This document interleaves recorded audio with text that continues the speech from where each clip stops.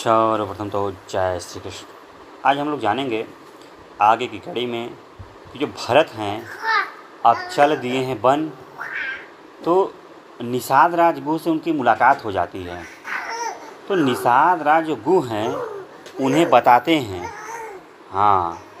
कि जब राम जी यहाँ पर आए थे, जब वो सोने चले गए तो लक्ष्मण से हम लोग बोले कि आप अच्छे से याद रखिए। वो बताने लगे पूरी बात और रात भर वो रोते हैं। इसके बाद उनके कहने पर वो गंगा आई की दिशा में गंगा तट को पार करते हुए वो भरद्वाज ऋषि के मुनि यहाँ पहुँचते हैं। उनसे भी कुछ बातचीत होती है, ये जानते हैं। और इसके पहले की वीडियो को जानना है, देखना है तो आप जाइए वहाँ पर देखिए। चलिए देर न करते हुए चालू करते हैं और ध्यान से आप लोग देखें।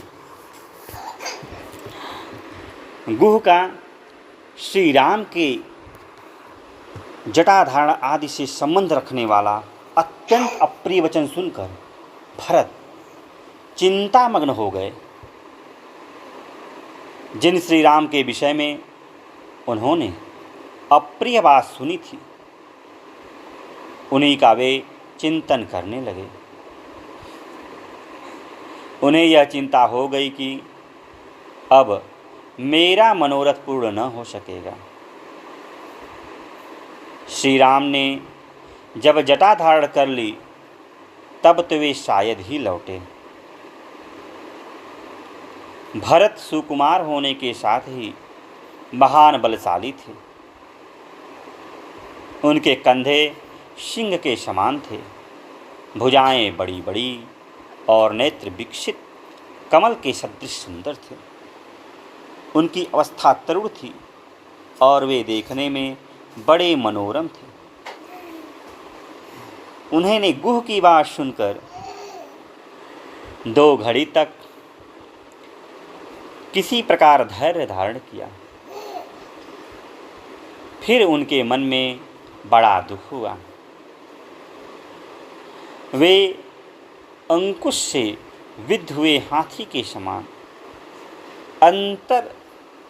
अत्यंत व्यथित होकर सहसा दुख से शिथिल एवं मूर्छित होकर पृथ्वी पर गिर पड़े। भरत को मूर्छित हुआ देख गुह के चेहरे का रंग उड़ गया। वह भूकंप के समान मथित हुई पक्ष की।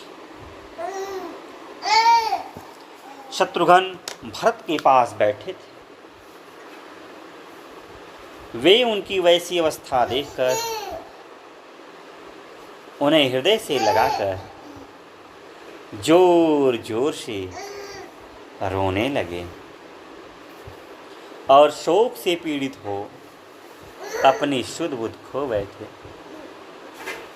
तदनंतर भरत की सभी माताएं वहां आ पहुंची। वे पति वियोग के दुख से दुखी उपवास करने के कारण दुर्बल और दीन हो रही थी। भूमि पर पड़े हुए भरत को उन्होंने चारों ओर से घेर लिया और सब की सब रोने लगी। कौसल्या का हृदय तो दुख से भी और भी कातर हो उठा। उन्होंने भरत के पास जाकर उन्हें अपनी गोद में चिपका लिया, जैसे वत्सला गौ अपने बछड़े को गले से लगाकर चाटती है। उसी तरह शोक से व्याकुल हो तपस्विनी कौसल्या ने भरत को गोद में लेकर रो रो कर पूछा, बेटा, तुम्हारे शरीर को कोई रोग तो कष्ट नहीं पहुंचा रहा है? अब इस राजवंश का जीवन तुम्हारे ही अधीन है। वत्स, मैं तुम्ही को देखकर जी रही हूँ।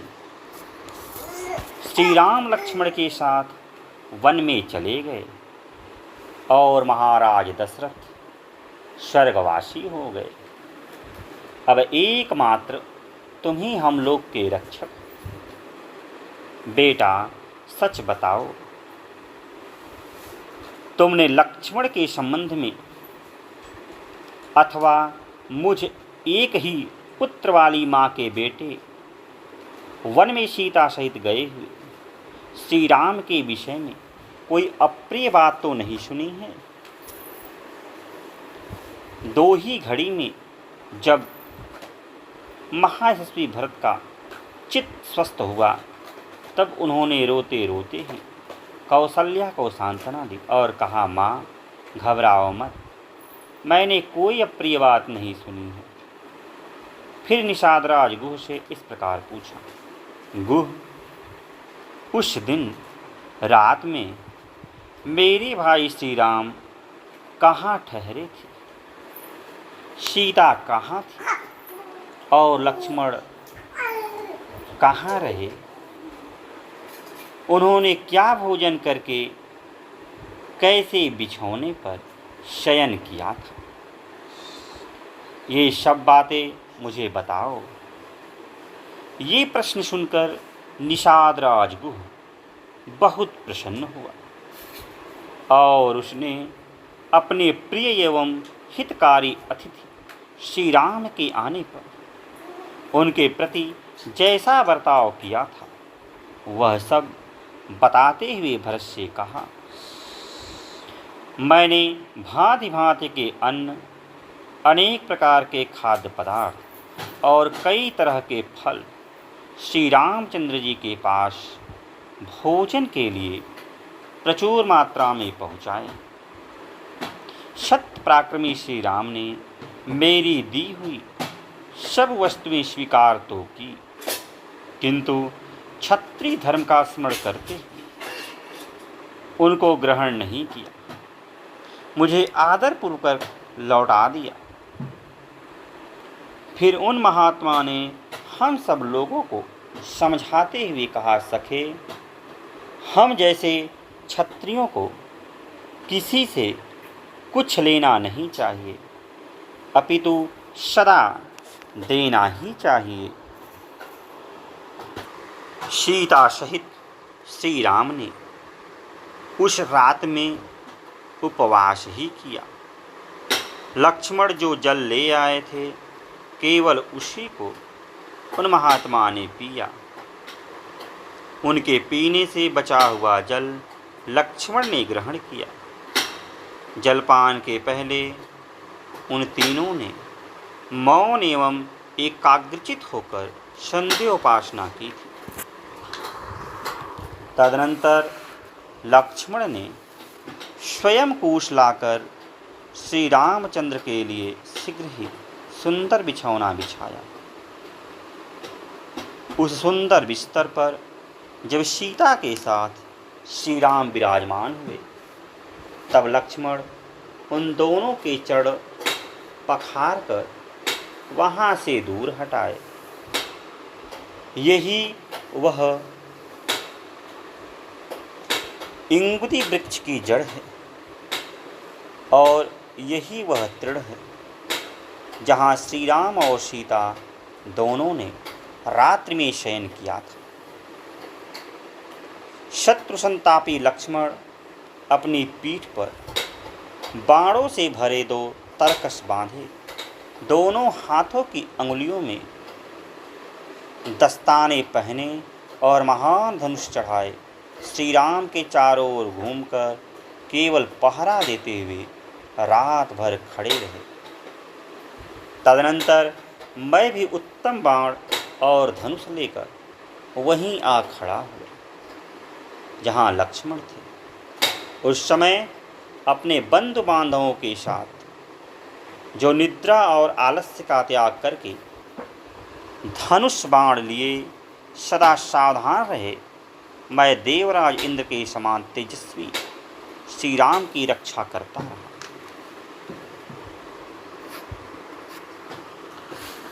निषाद राज की सारी बातें ध्यान से सुनकर मंत्रियों सहित भरत ने इंगुदी वृक्ष की जड़ के पास आकर श्री रामचंद्र जी की शैया का निरीक्षण किया। फिर उन्होंने समस्त माताओं से कहा, यही महात्मा श्री राम ने भूमि पर शयन करके रात्रि व्यतीत की थी। यही वह कुछ समूह है जो उनके अंगों से विमर्दित हुआ था। महाराजों के कुल में उत्पन्न हुए परम बुद्धिमान महाभाग राजा दशरथ ने जिन्हें जन्म दिया है, वे श्री राम इस तरह भूमि पर शयन करने के योग्य नहीं है। जो पुरुष सिंह श्री राम मुलायम मृगचर्म की विशेष चादर से ढके हुए तथा अच्छे अच्छे बिछौनों के समूह से सजे हुए पलंग पर सदा सोते आए हैं, वे इस समय पृथ्वी पर कैसे सहन करते होंगे।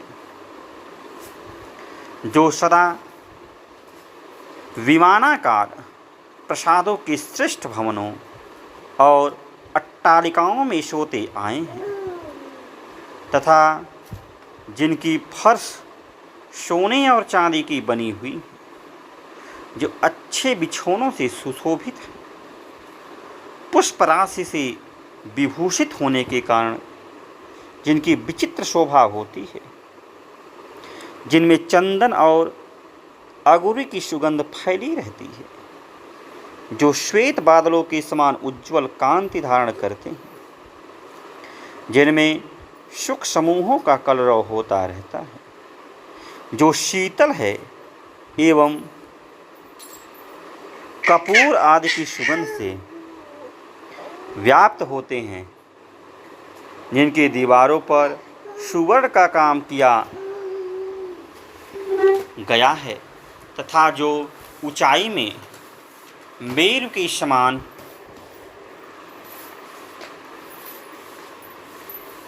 जान पड़ते हैं, ऐसे सर्वोत्तम राजमहलों में जो निवास कर चुके हैं, वे श्री राम वन में पृथ्वी पर कैसे सोते होंगे। जो गीतों और वाद्यों की ध्वनियों से, श्रेष्ठ आभूषणों की झनकारों से तथा मृदंगों के उत्तम शब्दों से सदा जगाए जाते थे।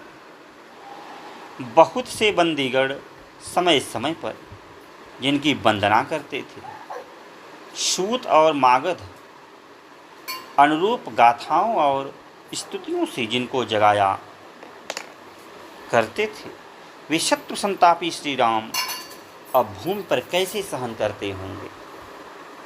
यह बात जगत में विश्वास के योग्य नहीं है। मुझे यह सत्य नहीं प्रतीत होती। मेरा अंतःकरण अवश्य ही मोहित हो रहा है। मुझे तो ऐसा मालूम होता है कि यह कोई स्वप्न है। निश्चय ही काल के समान प्रबल कोई दूसरा देवता नहीं है, जिसके प्रभाव से दशरथ नंदन श्री राम को भी इस प्रकार भूमि पर सोना पड़ा। उस काल के ही प्रभाव से विदेहराज की परम सुंदरी पुत्री और महाराज दशरथ की प्यारी पुत्रवधू सीता भी पृथ्वी पर शयन करती है। यही मेरे बड़े भाई की शैया है, यही उन्होंने करवटें बदली थी। इस कठोर वेदी पर उनका शुभ शयन हुआ था, जहाँ उनके अंगों से कुचला गया सारा तृण अभी तक पड़ा है। जान पड़ता है सुवलक्षणा सीता शैया पर आभूषण पहने ही सोई थी, क्योंकि यहाँ यत्र तत्र सुवर्ण के कण सटे दिखाई देती। यहाँ उस समय सीता की चादर उलझ गई थी। यह साफ दिखाई दे रहा है, क्योंकि यहाँ सटे हुए यह रेशम के धागे चमक रहे हैं। मैं समझता हूँ कि पति की शैया कोमल हो या कठोर, साध्वी स्त्री के लिए वही सुखदायिनी होती है। तभी तो वह तपस्विनी सुकुमारी बाला सती साध्वी मिथिलेश कुमारी सीता यहाँ दुख का अनुभव नहीं कर रही हैं। हाय, मैं मर गया, मेरा जीवन व्यर्थ है, मैं बड़ा क्रूर हूँ, जिसके कारण सीता सहित श्री राम को अनाथ की भांति ऐसी शैया पर सोना पड़ता है। जो चक्रवर्ती सम्राट के कुल में उत्पन्न हुए हैं, समस्त लोगों को सुख देने वाले हैं तथा सबका प्रिय करने में तत्पर रहते हैं, जिनका शरीर नीले कमल के समान श्याम, आंखें लाल और दर्शन सबको प्रिय लगने वाला है तथा जो सुख भोगने के ही योग्य है, दुख भोगने की कदापि योग्य नहीं है, वे ही श्री रघुनाथ जी परम उत्तम प्रिय राज्य का परित्याग करके इस समय पृथ्वी पर शयन करते हैं। उत्तम लक्षणों वाले लक्ष्मण ही धन्य एवं बड़भागी हैं, जो संकट के समय बड़े भाई श्री राम के साथ रहकर उनकी सेवा करते हैं। निश्चय ही विदेह नंदिनी सीता भी कृतार्थ हो गई, जिन्होंने पति के साथ वन का अनुसरण किया। हम सब लोग उन महात्मा श्री राम से बिछुड़कर संशय में पड़ गए हैं। हमें यह संदेह होने लगा है कि श्री राम हमारी सेवा स्वीकार करेंगे या नहीं। महाराज दशरथ स्वर्ग को गए और श्री राम वनवासी हो गए। ऐसी दशा में यह पृथ्वी बिना नाविक की नौका के समान मुझे सूनी सी प्रतीत हो रही है।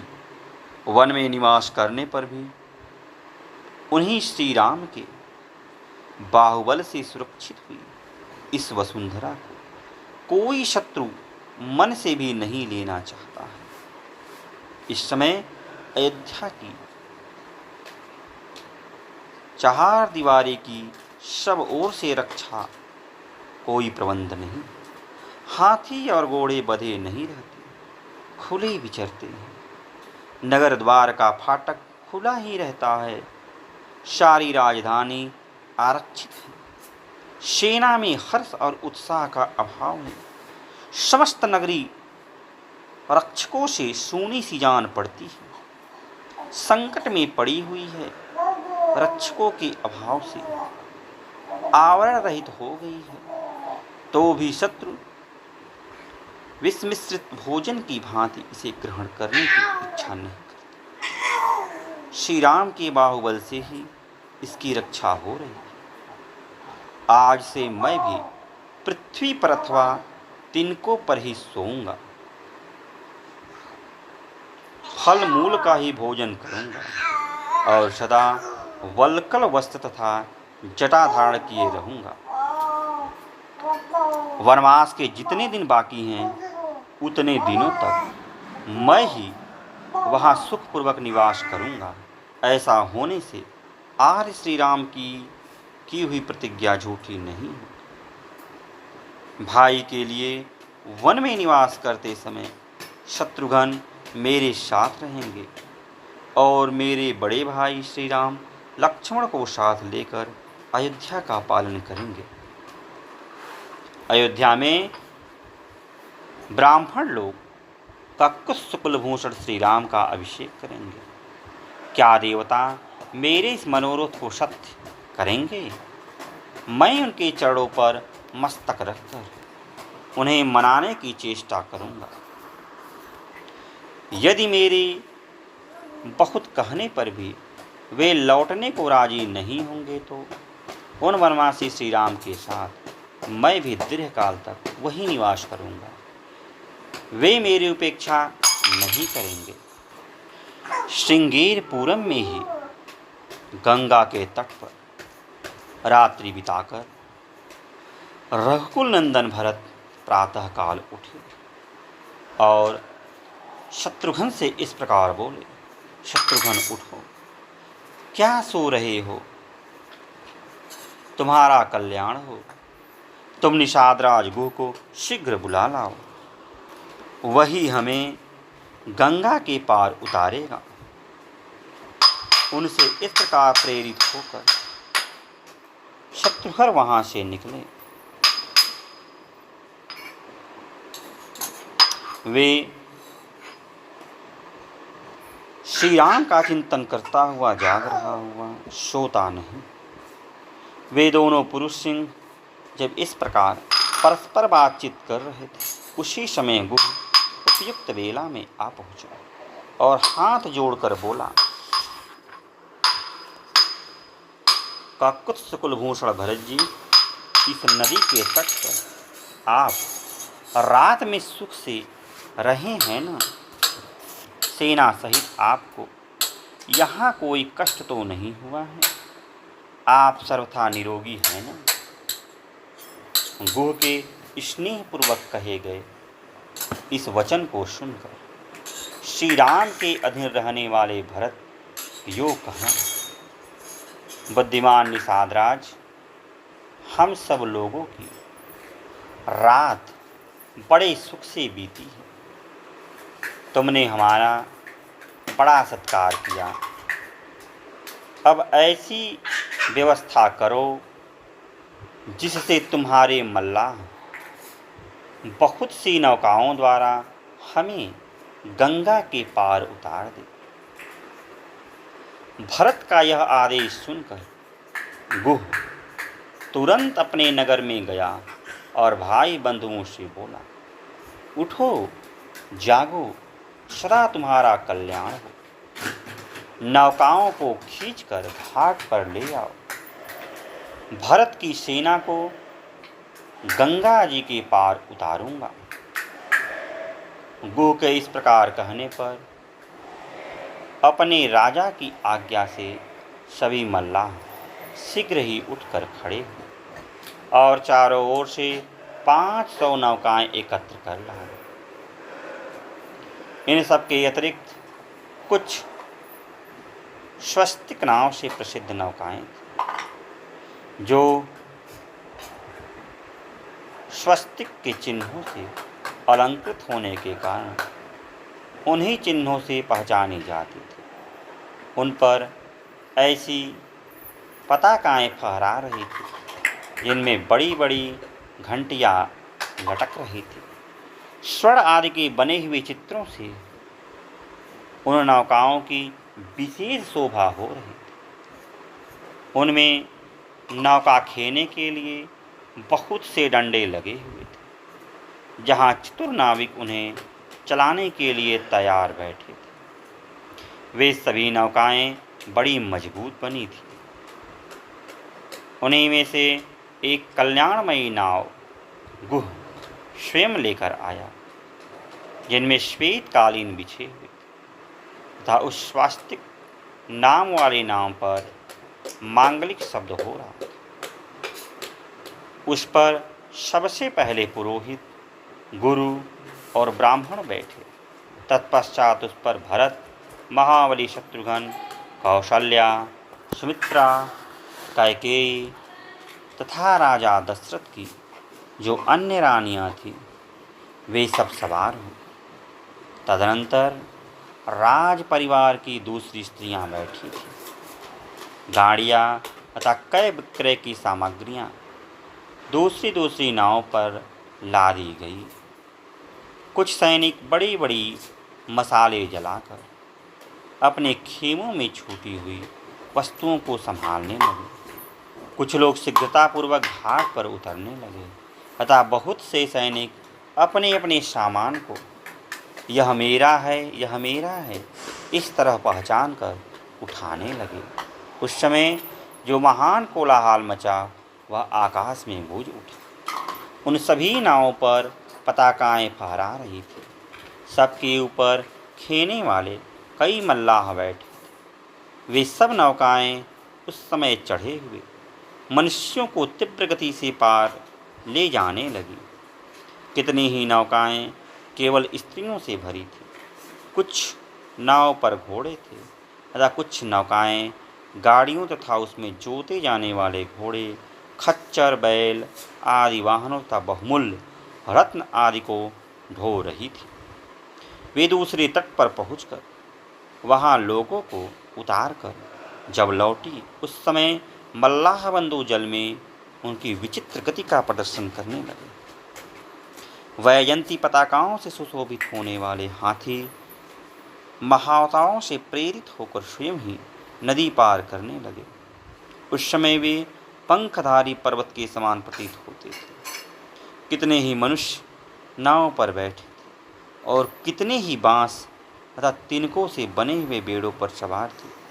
कुछ लोग बड़े बड़े कलशों तथा कुछ छोटे घड़ों और कुछ अपने बाहुओं से ही तैर कर पार हो गए थे। इस प्रकार मल्लाहों की सहायता से वह सारी पवित्र सेना गंगा के पार उतर गई। फिर वह स्वयं मैत्री नामक मुहूर्त में उत्तम प्रयाग वन की ओर प्रस्थित हो गई। वहां पहुंचकर महात्मा भरत सेना को सुखपूर्वक विश्राम की आज्ञा दे उसे प्रयाग वन में ठहराकर स्वयं मृत्युंजय तथा राजसभा के सदस्यों के साथ ऋषि श्रेष्ठ भरद्वाज का दर्शन करने के लिए गए।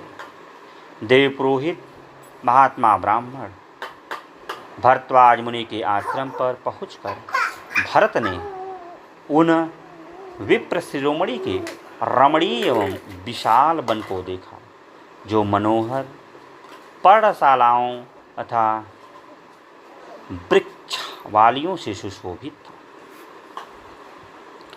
धर्म के ज्ञाता नरश्रेष्ठ भरत ने भरद्वाज आश्रम के पास पहुंचकर अपने साथ के सब लोगों को आश्रम से एक कोस इधर ही ठहरा दिया था और अपने भी अस्त्र शस्त्र तथा राजोचित वस्त्र उतार कर वहीं रख दिए थे।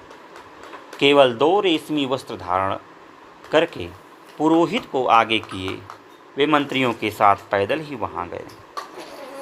आश्रम में प्रवेश करके जहां दूर से ही मुनिवर भरद्वाज का दर्शन होने लगा, वहीं उन्होंने उन मंत्रियों को खड़ा कर दिया और पुरोहित वशिष्ठ को आगे करके वे पीछे पीछे ऋषि के पास गए। महर्षि वशिष्ठ को देखते ही महातपस्वी भरद्वाज आसन से उठ खड़े हुए और शिष्यों से शीघ्रतापूर्वक अर्घ्य ले आने को कहा। फिर वे वशिष्ठ से मिले। तत्पश्चात भरत ने उनके चरणों में प्रणाम किया। महातेजस्वी भरद्वाज समझ गए कि ये राजा दशरथ के पुत्र।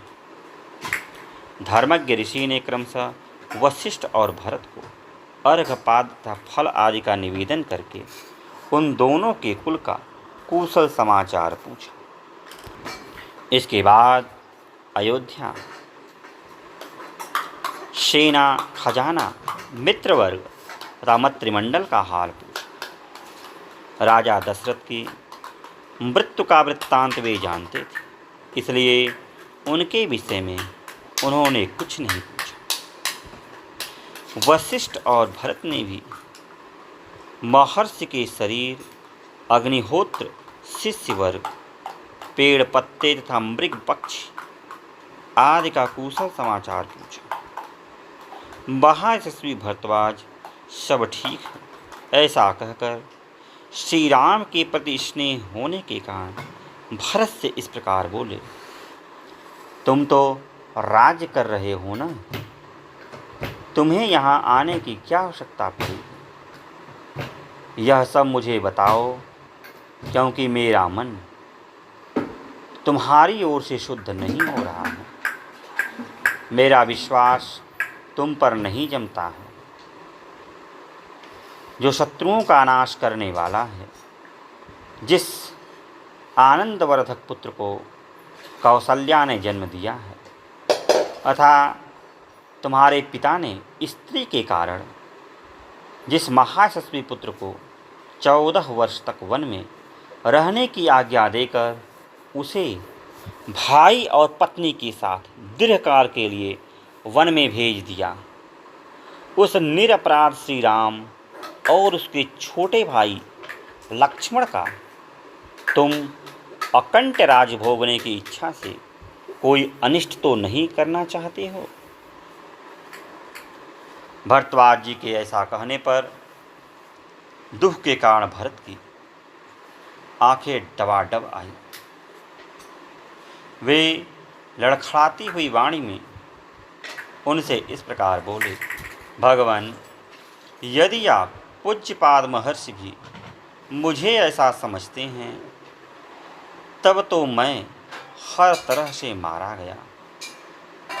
यह मैं निश्चित रूप से जानता हूँ कि श्री राम के वनवास में मेरी ओर से कोई अपराध नहीं हो, अतः आप मुझसे ऐसी कठोर बात न कहें। मेरी आड़ लेकर मेरी माता ने जो कुछ कहा या किया यह मुझे अभिष्ट नहीं है। मैं इससे संतुष्ट नहीं हूँ और न माता की उन बातों को स्वीकार ही करता हूँ। मैं तो उन पुरुष सिंह श्री राम को प्रसन्न करके अयोध्या में लौटा लाने और उनके चरणों की वंदना करने के लिए जा रहा हूँ। इसी उद्देश्य से मैं यहाँ आया हूँ। ऐसा समझकर आपको मुझ पर कृपा करनी चाहिए। भगवान, आप मुझे बताइए कि इस समय महाराज श्री राम कहाँ हैं? इसके बाद वशिष्ठ आदि ऋषियों ने भी यह प्रार्थना की कि भरत का कोई अपराध नहीं है, आप इन पर प्रसन्न हो। तब भगवान भरद्वाज ने प्रसन्न होकर भरत से कहा, पुरुष सिंह, तुम रघुकुल में उत्पन्न हुए हो। तुम में गुरुजनों की सेवा, इंद्र संयम तथा श्रेष्ठ पुरुषों के अनुसरण का भाव होना उचित है। तुम्हारे मन में जो बात है उसे मैं जानता हूँ, तथापि मैंने इसलिए पूछा कि तुम्हारा यह भाव और भी दृढ़ हो जाए तथा तुम्हारी कीर्ति का अधिकाधिक विस्तार हो। मैं सीता और लक्ष्मण सहित धर्मज्ञ श्री राम का पता जानता हूँ। ये तुम्हारे भ्राता श्री रामचंद्र जी महापर्वत चित्रकूट पर निवास करते हैं। अब कल तुम उस स्थान की यात्रा करना। आज अपने मंत्रियों के साथ इस आश्रम में ही रहो। महाबुद्धिमान भरत, तुम मेरी इस अभिष्ट वस्तु को देने में समर्थ हो, अतः मेरी यह अभिलाषा पूर्ण करो। तब जिनके स्वरूप एवं स्वभाव का परिचय मिल गया था, उन उदार दृष्टि वाले भरत ने तथास्तु कहकर मुनि की आज्ञा सिरोधार्य की तथा उस राजकुमार ने उस समय रात को उस आश्रम में ही निवास करने का विचार किया। जब भरत ने उस आश्रम में ही निवास का दृढ़ निश्चय कर लिया, तब मुनि ने कैकेयी कुमारी भरत को अपना आतिथ्य ग्रहण करने के लिए न्योता दिया। यह सुनकर भरत ने उनसे कहा, मुने, वन में जैसा आतिथ्य सत्कार संभव है वह तो आप पाद अर्घ और फल मूल आदि देकर कर चुके हैं। उनके ऐसा कहने पर भरद्वाज जी ने भरत से हंसते हुए बोले, भरत, मैं जानता हूँ मेरे प्रति तुम्हारा प्रेम है, अतः मैं तुम्हें जो कुछ दूंगा उसी से तुम संतुष्ट हो जाओगे। किंतु इस समय मैं तुम्हारी सेना को भोजन कराना चाहता हूँ। नरश्रेष्ठ, इससे मुझे प्रसन्नता होगी और जिस तरह मुझे प्रसन्नता हो, वैसा कार्य तुम्हें अवश्य करना चाहिए। पुरुष प्रवर, तुम अपनी सेना को किस लिए इतनी दूर छोड़कर यहाँ आए? सेना सहित यहाँ क्यों नहीं आए? तब भरत ने हाथ जोड़कर उन तपोधन मुनि को उत्तर दिया, भगवान, मैं आपके ही भय से सेना के साथ यहाँ नहीं आया। प्रभो, राजा और राजपुत्र को चाहिए कि वे सभी देशों में प्रयत्नपूर्वक तपस्वी जनों को दूर छोड़ कर रहें, क्योंकि उनके द्वारा उन्हें कष्ट पहुँचाने की संभावना रहती है। भगवान, मेरे साथ बहुत से अच्छे अच्छे घोड़े, मनुष्य और मतवाले गजराज हैं, जो बहुत बड़े भूभाग को ढककर मेरे पीछे पीछे चलते हैं। वे आश्रम के वृक्ष, जल, भूमि और पर्णशालाओं को हानि पहुँचाएं, इसलिए मैं अकेला ही यहाँ आया हूँ। तदनंतर उन महर्षि ने आज्ञा दी कि सेना को यहीं ले आओ। तब भरत ने सेना को वहीं बुलवा लिया। इसके बाद मुनिवर भरद्वाज ने अग्निशाला में प्रवेश करके जल का आचमन किया और ओठ पोंछकर भरत के आतिथ्य सत्कार के लिए विश्वकर्मा आदि का आह्वान किया। वे बोले, मैं विश्वकर्मा त्वष्टा देवता का आह्वान करता हूँ। मेरे मन में सेना सहित भरत का आतिथ्य सत्कार करने की इच्छा हुई है। इसमें मेरे लिए वे आवश्यक प्रबंध करें। जिनके अगुआ इंद्र हैं, उन 3 लोकपालों का अर्थात इंद्र सहित यम, वरुण और कुबेर नामक देवताओं का मैं आह्वान करता हूँ। इस समय भरत का आतिथ्य सत्कार करना चाहता हूँ। इसमें मेरे लिए वे लोग आवश्यक प्रबंध करें। पृथ्वी और आकाश में जो पूर्व एवं पश्चिम की ओर प्रवाहित होने वाली नदियाँ हैं, उनका भी मैं आवाहन करता हूँ। वे सब आज यहाँ पधारे। कुछ नदियाँ मैरे प्रस्तुत करें, दूसरी अच्छी तरह तैयार की हुई सुरा ले आवे तथा अन्य नदियाँ ईख के पोरुओं में होने वाले रस की भांति मधुर एवं शीतल जल तैयार करके रखें। मैं विश्वासु, हाहा और हूहू आदि देव गंधर्वों का तथा उनके साथ समस्त अप्सराओं का भी आवाहन करता हूँ। घृताची, विश्वाची, मिश्रकेशी, अलम्बुसा, नागदत्ता, हेमा, सोमा तथा अद्रिकृतस्थली अर्थात पर्वत पर निवास करने वाली सोमा का भी मैं आवाहन करता हूँ, जो अप्सराएं इंद्र की सभा में उपस्थित होती हैं तथा जो देवांगनाएं ब्रह्मा जी की सेवा में जाया करती हैं। उन सबका मैं तुम्बरू के साथ आवाहन करता हूँ। वे अलंकारों तथा नृत्य गीत के लिए अपेक्षित अन्य उपकरण के साथ यहाँ पधारे। उत्तर पूर्व वर्ष में जो दिव्य चैत्र रथ नामक वन है, जिसमें दिव्य वस्त्र और आभूषण ही वृक्षों के पत्ते हैं और दिव्य नारियाँ ही फल हैं, कुबेर का वह सनातन दिव्य वन यहीं आ जाए।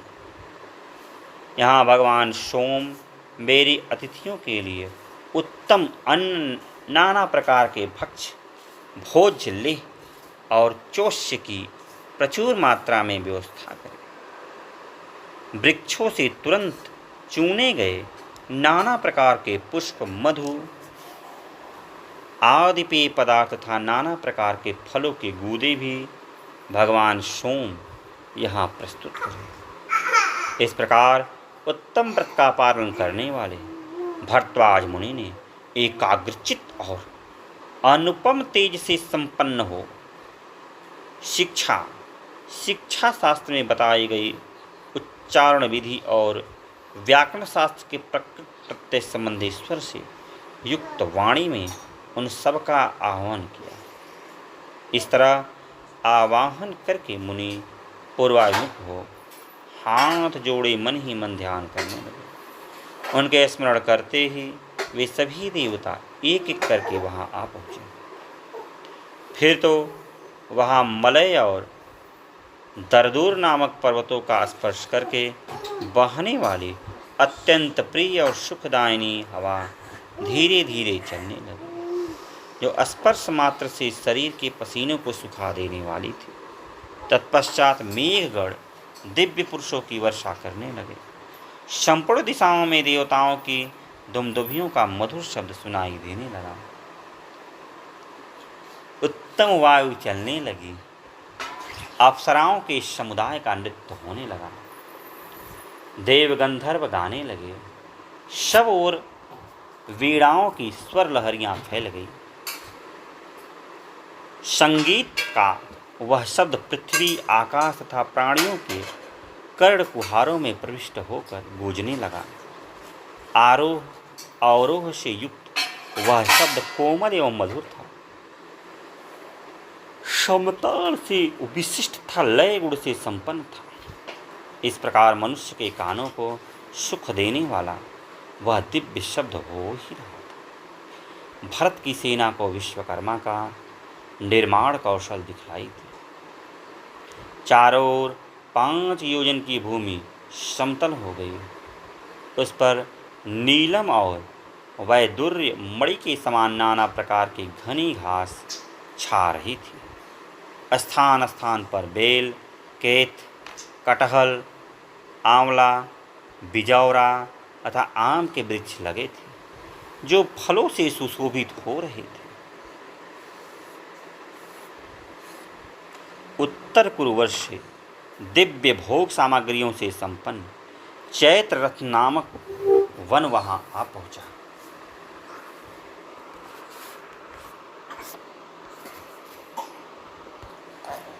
साथ ही वहां की रमणी नदियां भी आ पहुंची, जो बहुसंख्यक तटवर्ती वृक्षों से घिरी हुई थी। उज्ज्वल 4-4 कमरों से युक्त गृह तैयार हो गए। हाथी और घोड़ों के रहने के लिए शालाएं बन गई।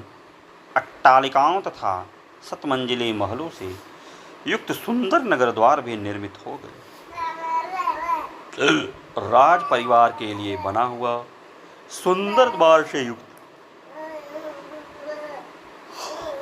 दिव्य भवन श्वेत बादलों के समान शोभा पा रहा था। उसे सफेद फूलों की मालाओं से सजाया और दिव्य सुगंधित जल से सींचा गया था। वह महल चौकोना तथा बहुत बड़ा था। उसमें संकीर्णता का अनुभव नहीं होता था। उसमें सोने, बैठने और शावरियों के रहने के लिए अलग अलग स्थान थे। वहाँ सब प्रकार के दिव्य रस, दिव्य भोजन और दिव्य वस्त्र प्रस्तुत थे। सब तरह के अन्न और धुले हुए स्वच्छ पात्र रखे गए थे। उस सुंदर भवन में कहीं बैठने के लिए सब प्रकार के आसन उपस्थित और कहीं सोने के लिए सुंदर शैया बिछी थी। महर्षि भरद्वाज की आज्ञा से कैकेयी पुत्र महाबाहु भरत ने नाना प्रकार के रत्नों से भरे हुए उस महल में प्रवेश किया। उनके साथ साथ पुरोहित और मंत्री भी उनमें गए। उस भवन का निर्माण कौशल देखकर उन सब लोगों को बड़ी प्रसन्नता हुई। उस भवन में भरत ने दिव्य राज सिंहासन, चंवर और छत्र भी देखे तथा वहाँ राजा श्री राम की भावना करके मंत्रियों के साथ उन समस्त राजभोग्य वस्तुओं की प्रदक्षिणा की। सिंहासन पर श्री रामचंद्र जी की महाराज विराजमान हैं ऐसी धारणा बनाकर उन्होंने श्री राम को प्रणाम किया और उस सिंहासन की भी पूजा की। फिर अपने हाथ में चमर ले वे मंत्री के आसन पर जा बैठे। तत्पश्चात पुरोहित और मंत्री भी क्रमशः अपने अपने योग्य आसनों पर बैठे। फिर सेनापति और प्रस्ता छावनी की रक्षा करने वाले भी बैठे। तदनंतर वहाँ 2 ही घड़ी में भरद्वाज मुनि की आज्ञा से भरत की सेवा में नदियाँ उपस्थित हुई, जिनमें किच के स्थान में खीर भरी थी। उन नदियों के दोनों तटों पर ब्रह्मर्षि भरद्वाज की कृपा से दिव्य एवं रमणीय भवन प्रकट हो गए थे, जो चूने से पुते हुए थे। उसी मुहूर्त में ब्रह्मा जी की भेजी हुई दिव्य आभूषणों से विभूषित 20,000 दिव्य ज्ञानें वहाँ आई। इसी तरह सुवर्ण, मणि, मुक्ता और मूंगा के आभूषणों से सुशोभित कुबेर की भेजी हुई 20,000 दिव्य महिलाएं भी वहाँ उपस्थित हुई, जिनका स्पर्श पाकर पुरुष उन्मादग्रस्त सा दिखाई देता है। इनके सिवा नंदनवन से 20,000 अप्सराएं भी आईं। नारद, तुम्बुरु और गोप अपनी कांति से सूर्य के समान प्रकाशित होते थे। ये तीनों गंधर्वराज भरत के सामने गीत गाने लगे। अलम्बुसा, मिस्त्रिकेशी, पुंडरीका और वामना, ये 4 अप्सराएं भरद्वाज मुनि की आज्ञा से भरत के समीप नृत्य करने लगी। जो फूल देवताओं के उद्यानों में और जो चैत्ररथ वन में हुआ करते थे, वे महर्षि भरद्वाज के प्रताप से प्रयाग में दिखाई देने लगे। भरद्वाज मुनि के तेज से बेल के वृक्ष मृदंग बजाते, बहेड़ी पेड़ साम्य नामक ताल देते, पीपल के वृक्ष वहाँ नृत्य करते थे। तदनंतर देवदारू, ताल, तिलक और तामल नामक वृक्ष कुबड़े और बौने बनकर बड़े हर्ष के साथ भरत की सेवा में उपस्थित हुए। सिंसपा, आमल की और जम्बू आदि स्त्रीलिंग वृक्ष तथा मालती, मल्लिका और जाति आदि वन की लताएं नारी का रूप धारण करके भरद्वाज मुनि के आश्रम में आ बसी। वे भरत के सैनिकों को पुकार पुकार कर कहती थी, मधु का पान करने वाले लोगों, लो यह मधु पान कर लो। तुम में से जिन्हें भूख लगी हो वे सब लोग यह खीर खाओ और परम पवित्र फलों के गूदे भी प्रस्तुत हैं, इनका आस्वादन करो। जिसकी जो इच्छा हो वही भोजन करो। 7-8 तरुणी स्त्रियां मिलकर एक एक पुरुष को नदी के मनोहर तटों पर उबटन लगा लगा कर नहलाती थी। बड़े बड़े नेत्रों वाली सुंदरी रमणीया अतिथियों का पैर दबाने के लिए आई थी। वे उनके भीगे हुए अंगों को पोंछने से, वस्त्र से पूछकर, शुद्ध वस्त्र धारण कराकर उन्हें स्वादिष्ट पेय, दूध आदि पिलाती थी। तत्पश्चात भिन्न भिन्न वाहनों की रक्षा में निपुण मनुष्यों ने हाथी, घोड़े, गधे, ऊंट और बैलों को भांति भांति दाना, घास आदि का भोजन कराया। इक्ष्वाकु कुल के श्रेष्ठ योद्धाओं की सवारी में आने वाले वाहनों को वे महाबली वाहन रक्षक, जिन्हें महर्षि ने सेवा के लिए नियुक्त किया था, प्रेरणा दे देकर गन्ने के टुकड़े और मधु मिश्रित लावे खिलाते थे। घोड़े बांधने वाले रईस को अपने घोड़े का और हाथीवान को अपने हाथी का कुछ पता नहीं था। सारी सेना वहाँ मत प्रमत और आनंद मग्न प्रतीत होती थी।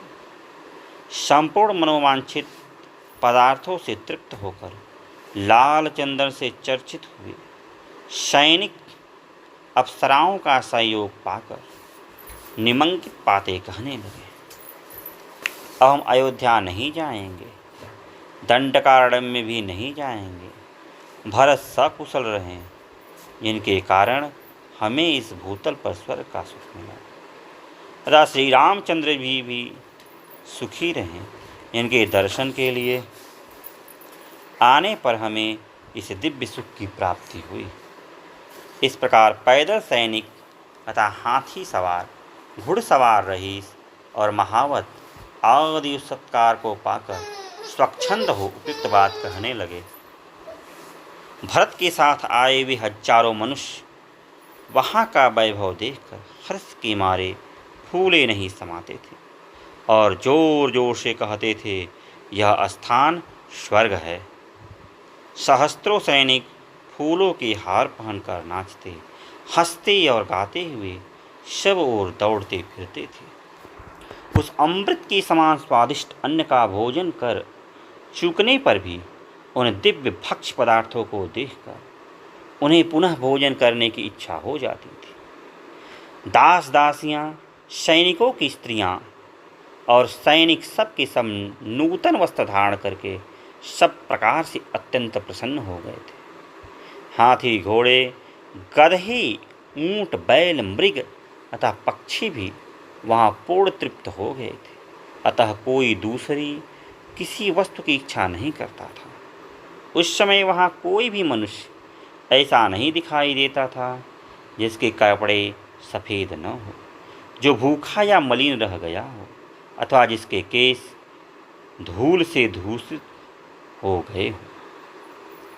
अजवाइन मिलाकर बनाए गए, वराही कंद से तैयार किए गए तथा आम आदि फलों के गर्म किए हुए रस में पकाए गए उत्तम उत्तम व्यंजनों के संग्रह, सुगंध युक्त रस वाली दालों तथा श्वेत रंग के भातों से भरे हुए सहस्त्रों सुवर्ण आदि के पात्र वहाँ सब रखे हुए थे, जिन्हें फूलों की ध्वजाओं से सजाया गया था।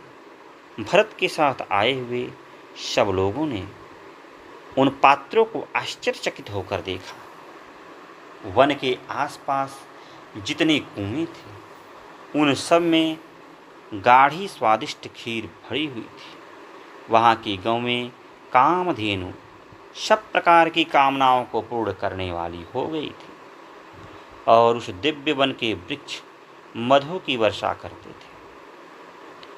भरत की सेना में आए हुए निषाद और निम्न वर्ग के लोगों की तृप्ति के लिए वहाँ मधु से भरी हुई बावड़ियाँ प्रकट हो गई थी तथा उनके तटों पर तपे हुए पीठर कुंड में पकाए गए मृग, मोर और मुर्गों के स्वच्छ मांस भी ढेर के ढेर रखे हुए थे।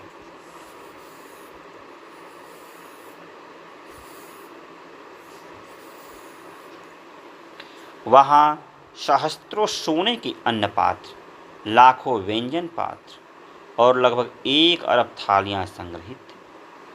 पीठर, छोटे छोटे घड़े तथा मटके दही से भरे हुए थे और उनमें दही को सुस्वाद बनाने वाले सोठ आदि मसाले पड़े थे। एक पहर पहले तैयार किए हुए केसर मिश्रित पीत वर्ण वाले सुगंधित तक्र के कई तालाब भरे हुए थे। जीरा आदि मिलाए हुए तक्र, रसाल सफ़ेद दही तथा दूध के भी कई कुंड पृथक पृथक भरे हुए थे।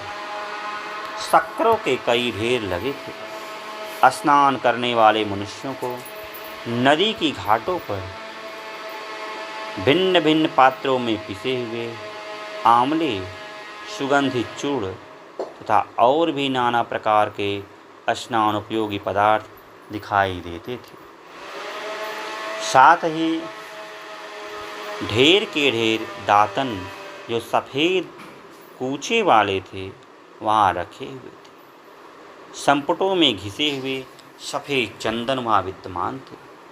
इन सब वस्तुओं को लोगों ने देखा। इतना ही नहीं, वहाँ बहुत से स्वच्छ दर्पण, ढेर के ढेर वस्त्र और हजारों जोड़े खड़ा हूँ और जूते भी दिखाई देते थे। काजलों सहित कजरौटे, कंघे, कुर्चे, थकरे या ब्रश, छत्र, धनुष, मर्म स्थानों की रक्षा करने वाले कवच आदि तथा विचित्र शैया और आसन भी वहाँ दृष्टिगोचर होते थे। गधे, ऊंट, हाथी, घोड़े पानी के पीने के लिए कई जलाशय भरे थे, जिनके घाट बड़े सुंदर और सुखपूर्वक उतरने योग्य थे। उन जलाशयों में कमल और उत्पल शोभा पार है।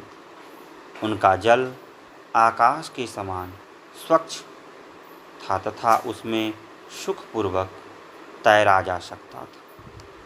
पशुओं के खाने के लिए वहाँ सब ओर नील व दृढ़ मणि के समान रंग वाली हरी एवं कोमल घास की ढेरियाँ लगी थीं। उन सब लोगों ने वे सारी वस्तुएं देखी। महर्षि भरद्वाज के द्वारा सेना सहित भरत का किया हुआ वह अनिर्वचनीय आतिथ्य सत्कार अद्भुत और स्वप्न के समान था। उसे देखकर वे सब मनुष्य आश्चर्यचकित हो उठे। जैसे देवता नंदन वन में विहार करते थे, उसी प्रकार भरद्वाज मुनि के रमणीय आश्रम में यथेष्ट क्रीड़ा विहार करते हुए उन लोगों की वह रात्रि बड़े सुख पूर्वक बीती। सब बड़े प्रसन्न थे। तत्पश्चात वे नदियाँ, गंधर्व और समस्त सुंदरी अप्सराएं भरद्वाज की आज्ञा ले जैसे आई थी उसी प्रकार लौट गई। रात्रि में सभी अप्सराओं ने अपने अपने अनुसार जहाँ तक हो सके सैनिकों और वहाँ के लोगों का मनोरंजन इत्यादि सेवा बहुत ही सही ढंग से किया। सवेरा हो जाने पर भी लोग उसी प्रकार मधुपान से मत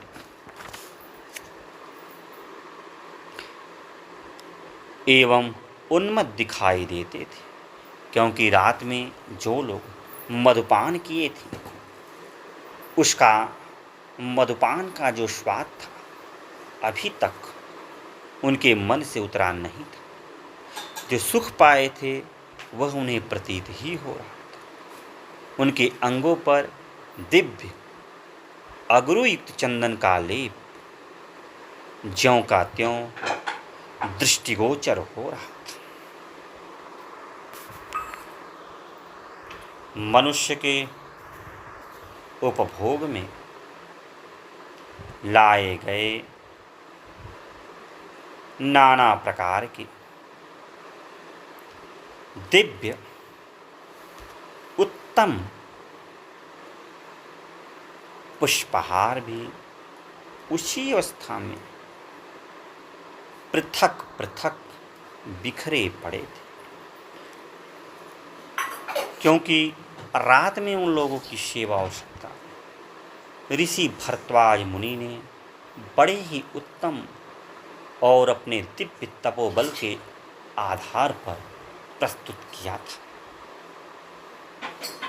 जो जैसा था उसको उसी के अनुसार खाद्यपान, जिसकी जैसी इच्छा करे वैसे खाद्यपान ग्रहण करने को स्वतंत्रता मिली थी और सभी लोगों ने अपने अपने अनुसार उत्तम जिसको जो अच्छा लगा ठीक लगा उसको ग्रहण किया। कुछ लोगों ने मधुपान किया, कुछ लोगों ने फलों के गूदे खाए, अप्सराओं के नृत्य भी वो लोग देखे। अनेक अप्सराएं आई थी इंद्रलोक से, सबका मनोरंजन हुआ और सभी लोग प्रसन्न थे। तो आज के लिए इतना ही, फिर किसी दिन अन्य वीडियो मिलते हैं। तब तक के लिए जय श्री कृष्ण, जय श्री कृष्ण।